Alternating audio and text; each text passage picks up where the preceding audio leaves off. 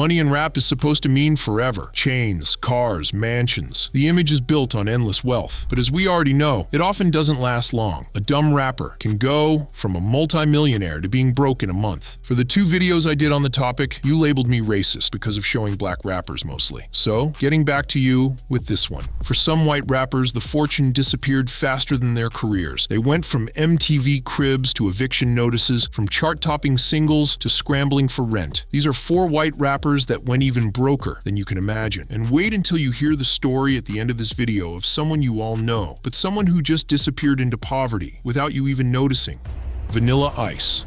Before getting to the story everyone's waiting for, we have to start with the modern rap, Elvis Presley, Vanilla Ice. He was never supposed to be a millionaire. Vanilla Ice stumbled into rap, got packaged by a record label, and dropped Ice Ice Baby, the first hip-hop single to ever top the Billboard Hot 100. Overnight, Robert Van Winkle went from a Dallas breakdancer to a global superstar. And when you hand a 22-year-old tens of millions of dollars with no plan and a career built on one hit, the fall is almost guaranteed. By the early 90s, Vanilla Ice was everywhere. Movies, TV shows, merchandise, even the Teenage Mutant Ninja Turtles soundtrack. His debut album, To the Extreme, sold over 15 million copies, outpacing the lifetime sales of many respected rappers. But the money flew out just as fast. Mansions, luxury cars, wild spending, and even a pet kangaroo drained his fortune. Once the novelty faded, so did the industry support. His second album flopped, and the machine abandoned him. Sponsorships disappeared, MTV moved on, and the checks stopped, while the expenses stayed. Desperate to stay relevant, Ice tried fake publicity stunts, awkward rebrands, and even a failed pivot into metal music. By the late 90s, his fortune had collapsed. Lawsuits, failed tours, and bad investments wiped out most of his money, forcing him to sell off luxury assets just to survive. The house, I kept it for a while, few years and stuff. I put $3 million into it, and on top of the 1.8,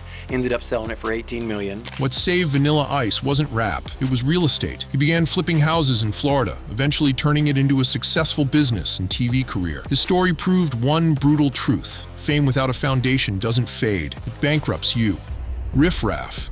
If Vanilla Ice was the first blueprint for white rappers going broke, Riff Raff was the neon-colored remix. He called himself the neon icon, claimed wild connections, and bragged about being worth millions. But behind the diamond braids, Lamborghini doors, and Versace lifestyle was a man burning money faster than he could rap about it. Real name Horst Christian Simcoe didn't come up through mixtapes. He came from reality TV, first appearing on MTV's From G's to Gents. Instead of toning him down, the show turned him into a full-blown character. Riff leaned into it hard. Loud outfits, grills, tattoos of BET and MTV logos, and viral freestyles that made him a walking meme. By the early 2000s, it looked like the act was paying off. He signed with Diplo's Mad Decent label and scored hits like Tiptoe Wing in My Jordans and Dolce & Gabbana. For a brief moment, Riff Raff was everywhere, touring, sponsored, and bragging about spending tens of thousands of dollars a day on jewelry. When I'm spending like $10,000 a day, then I'll be like, okay, that's not enough. I need to be spending like $20,000 a day. The problem? The spending never slowed. He blew cash on Shark Tanks, rainbow-painted cars, diamond-covered braids, and non-stop parties. When the music momentum faded, the money dried up fast. Soon, Riff was pushing merch, energy drinks, and side hustles just to stay afloat. Then came tax problems. By 2019, reports surfaced of IRS liens for unpaid taxes, followed by lawsuits from former managers and promoters. Desperate stunts followed: wrestling, collectibles, even talk of a cryptocurrency, but none of it stuck. By 2020, the neon lifestyle was gone. Riff Raff tried to play it off as part of the act, but the truth was simple. He made millions, spent millions, and lost it all. The neon icon burned bright and burned out just as fast.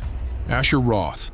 In 2009, hip-hop was ruled by street anthems and early trap. Then Asher Roth showed up, rapping about beer pong and frat parties. A suburban kid from Pennsylvania, he flipped campus life into a hit, and I Love College became unavoidable. It blasted through dorms, frat houses, and spring break trips across America. Overnight, Asher went from unknown to platinum-selling star with a major label deal. For a moment, he looked like the next crossover phenomenon. The money came fast. Shows across the country, strong record sales, emails, endorsement checks, his relatable college bro image made him extremely marketable. Labels saw him as a safe, mainstream bet. But there was one problem. College anthems don't age well. By the time his debut album, Asleep in the Bread Aisle, dropped, the hype was already fading. It sold okay, but nowhere near enough to justify the millions invested in him. Behind the scenes, Asher was living like a superstar. Expensive parties, heavy spending, and big city living drained his income. At the same time, critics labeled him a gimmick, and fans who wanted another I Love College lost interest. His follow-up singles barely charted, and by 2011, he was slipping out of the spotlight. Without consistent touring or sales, the advances ran dry, and like most major label deals, that money had to be paid back. Asher later admitted he was broke, struggling after blowing through his early success. Today, he still releases independent music, far from the arenas and MTV fame he once had. Asher Roth's downfall wasn't scandal. It was the harsh reality of being a one-hit wonder with no financial backup plan. Iggy Azalea.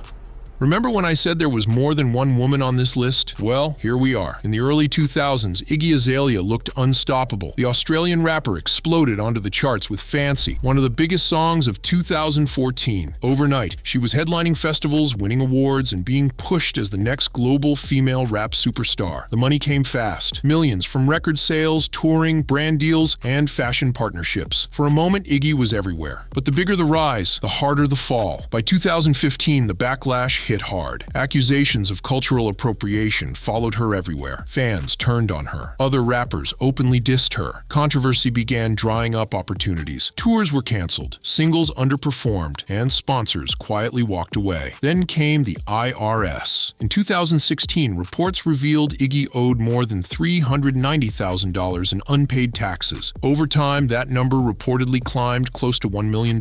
Meanwhile, her spending didn't slow down. Luxury cars, designer fashion, and a Hollywood lifestyle drained her savings fast. Without consistent hits, the money simply couldn't keep up. In recent years, Iggy tried to stabilize her finances through independent releases and platforms like OnlyFans, which helped, but the fall from superstardom to survival mode was brutal. She went from owning the charts to publicly insisting she wasn't broke, while tax records suggested otherwise. Her story closes this list for one reason. It proves that even artists backed by major labels and massive hype can lose almost everything when fame fades, but bills don't. And while she seems more stable today, her recent comments about needing a partner making $50 million a year raised eyebrows. Another reminder that the money mindset never really changed. If you're going to do that and you're paying for my lifestyle, that's like you got to make another $15 million a year just to pay for my shit. From Vanilla Ice to Iggy Azalea, the pattern is the same. Sudden fame, sudden money, and sudden collapse. Some blew it on wild spending, others got crushed by bad deals, and a few just couldn't survive once the spotlight moved on. And Post Malone, the biggest name on this list, shows that it doesn't matter how high you climb. If you don't control the money, it can all come crashing down. White rappers aren't immune. In fact, their stories prove that in hip-hop, success is rented, not owned. And if you don't pay the price, you end up paying with everything else. I hope you like these two parts of Broke Rappers. Thanks for watching this video. If you liked it, hit the like button, click on the cards displayed on your screen to see more awesome videos, and don't miss out on the next releases. See ya!